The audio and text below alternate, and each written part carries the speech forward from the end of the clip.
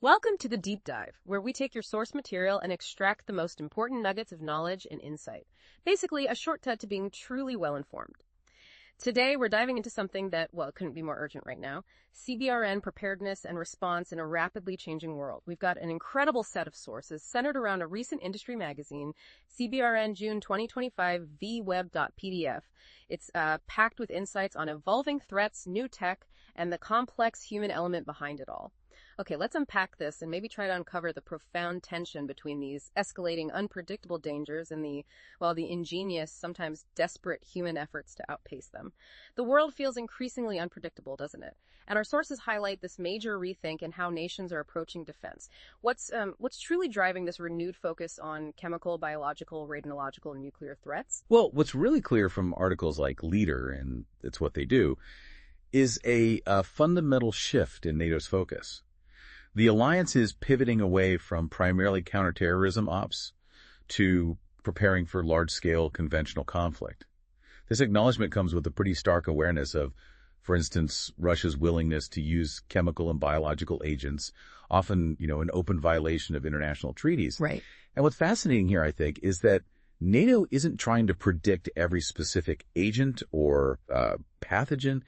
Instead, they're adopting what they call an agnostic approach to threats. Agnostic approach. Yeah, meaning they aim to be ready for any threat, regardless of its generation. You have essentially anything that isn't here today but could be tomorrow. It's about building a robust, adaptable muscle, really, rather than trying to perfectly guess the next specific virus or nerve agent. So it's like preparing for the unknown unknowns, in a way. That makes sense. And our sources also touch on hybrid warfare, which, as you say, isn't exactly new, but seems to be taking on new forms. How does that fit in? That's right. The concept itself, hybrid warfare, it's not novel. Right. Russia and the former Soviets have used these tactics for decades. But the current environment, maybe with social media and everything else, offers more opportunities for deniability, especially with chemical and biological attacks. And then these attacks get amplified by mis- and disinformation campaigns. The goal seems to be sowing chaos and uncertainty without clear attribution. Muddying the waters. Exactly. Now, beyond state actors and these hybrid tactics, our sources point to another, maybe more troubling angle, the human element of potential threats. The Leader article specifically raises concerns about, the job prospects of highly skilled CBRN scientists. Can you elaborate on that? It sounds serious. It is a critical point. The article draws a pretty chilling parallel to the 1991 Nunn-Lugar Cooperative Threat Reduction Program, the CTR program. Oh, yeah, I remember that, post-Soviet Union. Precisely. That initiative helped find jobs for thousands of former Soviet scientists who, had deep knowledge of weapons of mass destruction. Today, the U.S. is facing what the source actually calls a tidal wave of very talented people entering the job market. A tidal wave. Why now? It's due to large-scale staff losses and project cuts across various federal agencies. We're talking the Chemical Safety Board, DHS is countering the WMD office, the National Nuclear Security Administration, even the CDC. Oh, wow. And many of these individuals are experts in designing or handling CBRN devices. Now, most will transition successfully, of course, but the source warns that some could become unemployed and, importantly, very likely aggrieved with the U.S. government. That sounds like a dangerous combination. It does, and it raises that uncomfortable question. Could this lead to something sinister? The Amerithrax case is cited, where Bruce Ivins, a disgruntled government scientist, was implicated in the 2001 anthrax attacks. That's a potent historical example. His motivations were complex, wanting funding for his lab, mental health issues. It just underscores these human vulnerabilities. That's a chilling reminder. Yeah. Human factors can be as dangerous as any weapon. What else is contributing to this pool of potentially displaced expertise? Well, the sources also mention the executive order that shut down certain gain-of-function research. That's one factor. Plus, changes in immigration and visa policies. All these things are adding to the pool of highly trained but potentially displaced scientists. And you have countries like China actively encouraging their nationals with this kind of expertise to return home. So a brain drain, but with potentially risky knowledge. Potentially, yes. The clear call from the sources is for something like a new CTR program to ensure these critical individuals find, quote, a landing that doesn't evolve into a crisis. Maybe the most potent WMD isn't a chemical agent, but that disillusioned mind with the knowledge to create one.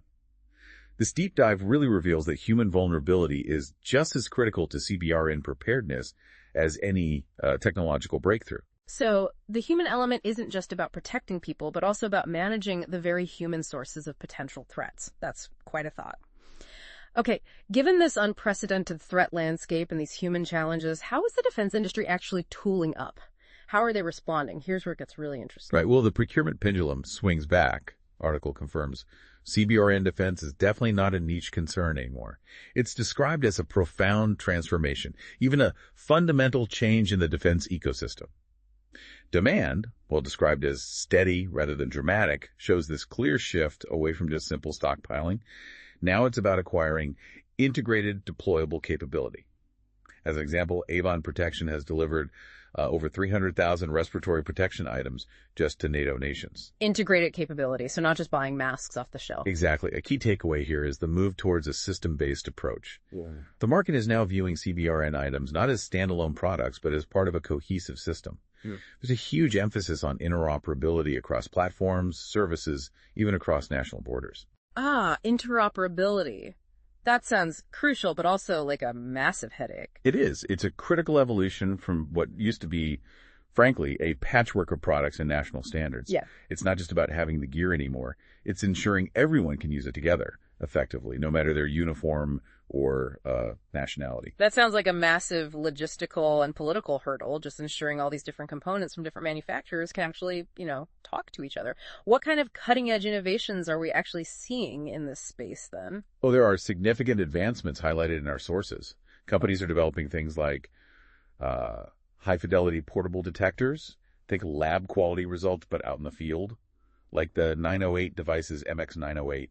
Thousands of those are deployed globally, including units sent to Ukraine for environmental monitoring. Right, field-ready labs, essentially. Pretty much. Then there's standoff chemical analysis. Rigaku's Icon series, for example, uses advanced remnant analysis to ID dangerous substances from a safe distance, keeps responders out of immediate danger. That's smart. What else? Integration with unmanned systems is a big one. We're seeing personal detectors, like Smith's Detection's LCD-4s, paired with unmanned ground vehicles, UGVs. And Teledyne FLIR's MUVE C360 is being integrated with drones, unmanned aerial systems. Basically gives responders eyes and ears in contaminated zones without direct exposure. So robots going into the hot zone first. That's the idea. Plus new radiation detectors like Chromix D3 series for faster detection and real-time data, and advanced disinfection and decontamination solutions too, like TMI's Steramist technology, which uses this specialized fog to sterilize areas. That's a lot of incredible tech. It sounds impressive. But are there still weak points? Are there gaps in this increasingly sophisticated defense? Oh, absolutely. Despite all this progress, there are still critical vulnerabilities, primarily the fragility of the CBRN supply chains. They often rely on rare, high-spec components that aren't easy to come by. Ah, the supply chain issue again? Like with computer chips? Kind of, yeah. Companies like Teledyne FLIR and Blucher are specifically investing in supply chain resilience to try and mitigate this. Also, that enduring lack of standardization across different nations, that remains a significant structural challenge. So, if we connect this to the bigger picture, it means even with all the fancy tech, real-world effectiveness really depends heavily on seamless integration and just having a reliable supply of the basics. Okay, so what does this all mean for communities and nations on the ground? The ones dealing with these evolving threats day to day. Let's dive into some real-world examples from our sources, maybe starting with that surprising case of ingenuity you mentioned in the U.S. Right. Let's look at South Carolina, highlighted in the Growth Spurt article. Charleston, in particular, is seeing rapid growth tourism, huge port investments, industrial expansion. All good things, but they directly increase the risk of hazmat incidents and potential terrorism, including CBRN threats. More targets, more risk. Makes sense. Exactly. But despite this growing risk, South Carolina has seen a drastic cut in federal funding for CBRN. We're talking from maybe up to $40 million back in the early 2000s, down to just about $3.54 million today. Wow, that's a massive drop. How do they cope? Well, this financial adversity, as the source puts it, has forced them to grow their capability organically. They've had to emphasize strong partnerships and just raw efficiency. They've developed this regional response concept with 37 WMD teams and 7 regional response teams, all strategically located across the state. That's truly an impressive feat of doing more with less, as they say. What specific capabilities have they managed to build or maintain with these tighter budgets? Well, their local capabilities include things like the Seahawk Interagency Operations Center at the Port of Charleston. That involves 15 different agencies all coordinating efforts, very joined up. Okay. Also, the South Carolina Law Enforcement Division's Counterterrorism Dive Unit, or CDU. It's one of only 5 FBI-accredited underwater hazardous devices technician units in the entire country. Underwater, that's specific. Very. Trained to handle underwater threats. And they've also focused on building a robust preventive radiological nuclear detection program, PRND. They've repurposed and revitalized over 400 pieces of equipment. And get this program operates on a budget of just around $150,000 a year since 2020. $150,000. That's an incredible return on investment. Amazing what partnerships and, well, necessity can achieve. How does another country, say Spain, approach its CBRN defense given these same global shifts? Is it similar? Spain's approach, detailed in Tilting at Windmills, it's quite different, actually. A unique structure. Its CBRN defense community is sort of distributed across pillars: force, education, science, and tech. But, surprisingly, it lacks a centralized directorate for overarching governance and policy. No central command. Does that work? Well, despite that, they've achieved some significant milestones. Like, they managed to centralize the acquisition of CBRN analysis and prediction software for all their forces. That's a big step for consistency. And they established something called Acentor. It's a reach-back structure. Yeah, it connects scientists from academia and research centers directly with military commanders during operations, so they get real-time expert advice when they need it most.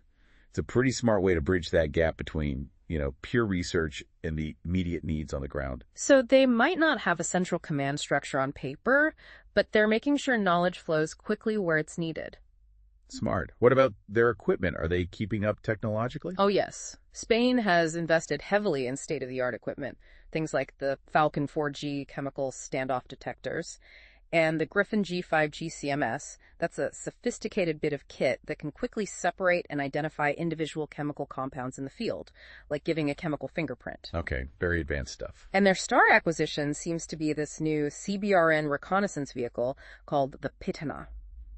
And this isn't just a truck. It features a robotic arm for sampling, laser markers to signal contaminated boundaries, an overpressurized interior to keep the crew safe. It sounds pretty hardcore. It even deploys a small unmanned ground vehicle called NERVA for remote assessment.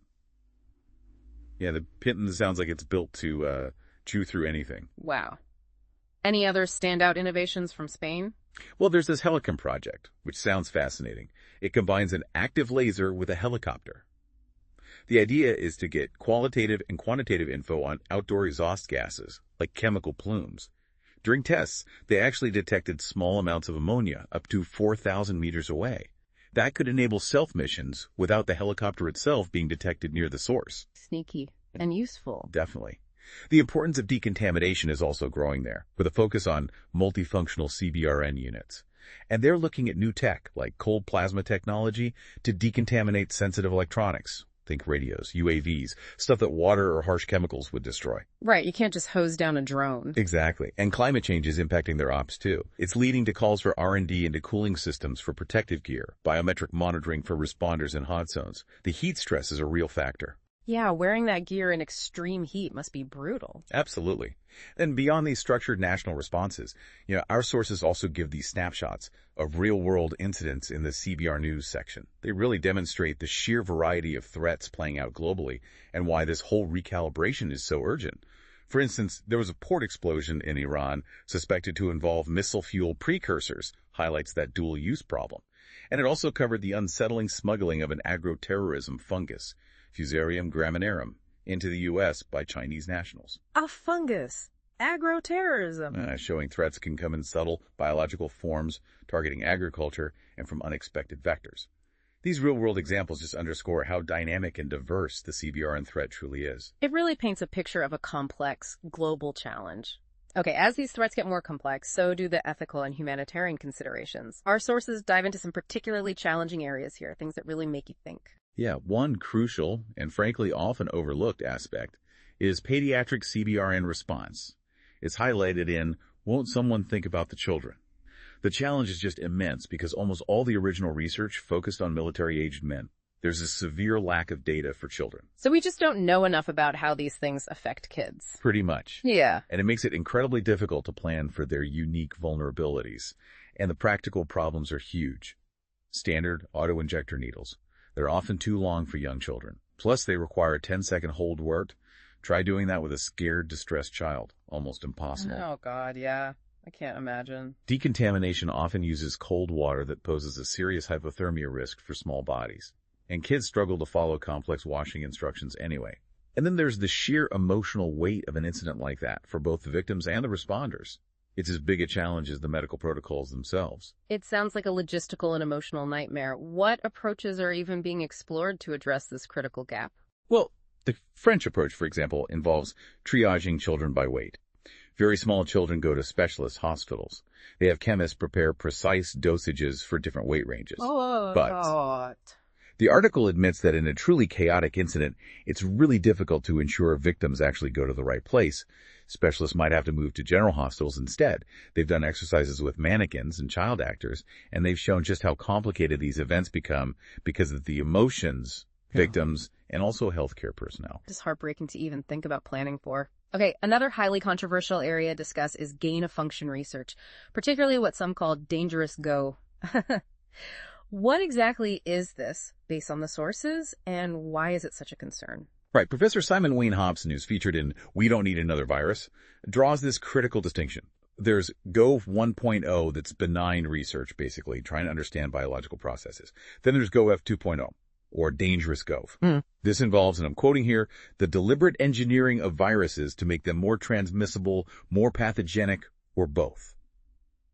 Essentially creating potential pandemic pathogens, PPPs, that don't actually exist in nature. Creating superbugs, basically. Why would anyone do that? Well, Wayne Hobson's critique is strong. He says there has been none, zero, successful Go 4 of 2.0 research that has actually helped prevent a pandemic. He suggests it continues because of things like easy funding, publication opportunities, career prestige. The usual academic pressures. Perhaps. He also points out that oversight is weak, often suffering from conflicts of interest. And the Biological and Toxin Weapons Convention, the BTWC, is essentially gridlocked, unable to effectively regulate this kind of work. That's quite a claim, and a worrying one. And the sources also touch on a truly, mind-bending concept related to biology, mirror life. What is that, and why is it raising such profound concerns? This is really cutting-edge stuff and, unsettling. Mirror life, discussed in Mirror Mirror, is the theoretical ability to create obverse proteins and sugars. Essentially, if you could create left-handed sugars and right-handed amino acids, the exact opposite of what naturally occurs in all living systems on Earth. Okay, what would happen? The resulting biological processes would be entirely free from natural interactions. That means natural immunity wouldn't work. Yeah. Any existing medication designed for normal biology. Completely ineffective. Wow, so a completely alien biology. In effect, yes. Yeah. Now, the source says it's not yet possible or imminent, but advances are expected. The potential threat is profound. Mirror bacteria could accidentally cause irreversible harm, even without any malicious intent. For first responders, current PPE, masks, and suits would still work physically, but, quote, the problems start when it gets inside the body, and for that, there are no solutions. No solution. None currently known. The article calls for legislation now to prevent this research before it becomes a reality. It's a stark example of a hypothetical, ethical minefield that seems to be getting closer. Yikes. Okay, finally, on these tricky issues, a second bite at the poisonous apple brings us back to Syria's chemical weapons. What's the lingering concern there, especially now after the fall of the Assad regime? Well, despite that disarmament effort after the 2013 sarin attack, the Assad regime notoriously failed to fully account for all its chemical weapons capabilities. There were always suspicions they held stuff back. Right, I remember the arguments about that. So now, with Assad's fall, the new HTS government, which is itself a designated terrorist organization, faces this incredibly fragile environment. Plus, there's a lingering threat from ISIS, which has proven chemical capabilities they've used for mustard and chlorine before, and they actively exploit security gaps. So, loose chemical weapons potentially falling into the wrong hands in a chaotic situation? That's part of it. But the article also highlights those human vulnerabilities again. The skilled Syrian scientists, engineers, technicians from the old chemical weapons program, many are now unemployed and vulnerable to recruitment by non-state actors like ISIS or even foreign states. So it raises this important question about what comprehensive disarmament really means. It's not just removing the materials, it's also addressing the networks of people who know how to build, sustain, and deploy these weapons. The human knowledge network again. It keeps coming back to people. Okay, so amidst all these complex, challenging threats, what innovative tools are being developed to actually help us respond and recover from potential CBRN incidents? Is there any good news on the horizon? There is some interesting work being done. Our sources introduce a fascinating solution from Argonne National Laboratory and the EPA. It's called the Radiological Recovery Logistics Tool, or RRLT. This tool was actually conceived after 9/11 and the Fukushima accident. It directly addresses a key question emergency responders kept asking. Okay, what is the specific mission here in a recovery scenario? Right. Beyond just clean it up. Exactly. The RRLT is basically a decision support platform. It's designed to help plan, exercise, and organize recovery efforts after a radioactive release in an urban environment. Its core is this hierarchical knowledge base with 5 top-level support goals: mitigating radiation doses, containing liquid waste, decontamination, managing solid waste, and surveying and monitoring. So it's essentially a smart guide for the entire cleanup process. How does it work? What makes it particularly compelling? Precisely. It features an AI-powered equipment recommendation wizard. This guides users through the decision-making process. It suggests the right equipment based on the specific scenario, the constraints, the goals. And what's really compelling is its adaptability. While it was designed for radiological events, its underlying framework can be applied to other CBRNE threats too. Oh, interesting. How so? Well, for example, strategies for wastewater containment are largely agnostic to the specific contaminant, right? Whether it's radioactive runoff or a chemical spill, you need to contain the liquid. So the system could potentially be adapted for chemical spills or even biological outbreaks. That makes sense, a flexible framework. Yeah, the tool enhances preparedness, it helps expedite recovery, and ultimately it should reduce the impact of these catastrophic events on urban communities. It's a really prime example of how deep scientific expertise is being translated into practical, actionable tools for real-world, messy scenarios. That's good to hear. Practical tools are definitely needed. Well, we've truly taken a deep dive today, haven't we? Exploring this shifting global landscape of CBRN threats, the remarkable innovations in defense procurement, those unique challenges faced by local responders in places like South Carolina and Spain, and those profound ethical dilemmas posed by certain types of research. It's a lot. It really is. I think what we've learned is that CBRNE preparedness is just not a niche concern anymore.